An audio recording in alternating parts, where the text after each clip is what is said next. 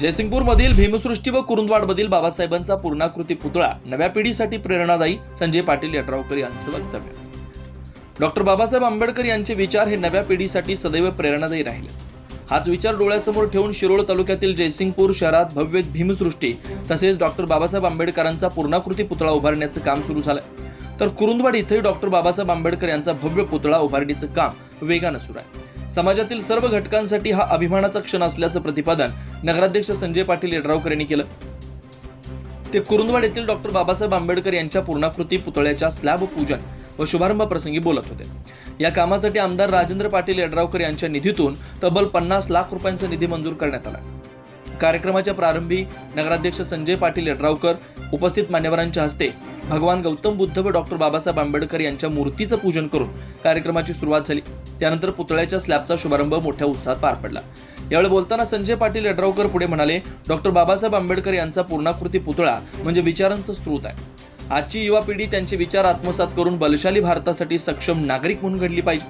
बाबासाहेब आंबेडकर यांची विचारधारा पुढील पिढ्यांपर्यंत पोहोचवण्यासाठी ग्रंथालय, अभ्यासिका तसेच UPSC MPSC मार्गदर्शन केंद्र उभारण्याचा संकल्प केला.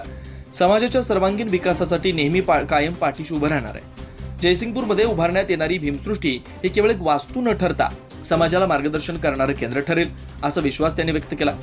कुरुंदवाड शहरातील डॉक्टर बाबासाहेब आंबेडकर यांच्या पुतळा उभारणीमुळे तेथील नागरिकांमध्ये मोठा उत्साह असून हा उपक्रम ऐतिहासिक ठरणार आहे. प्रारंभी कुरुंदवाड पुतळा समितीचे प्रमुख धम्मपाल ढाले यांनी स्वागत केलं. यावेळी संजय पाटील यड्रावकर यांच्या हस्ते उपस्थित भीम सैनिकांना लाडूचं वाटप करण्यात आलं. यावेळी कार्यक्रमस्थळी जय भीमच्या घोषणांनी वातावरण दणाणून केलं.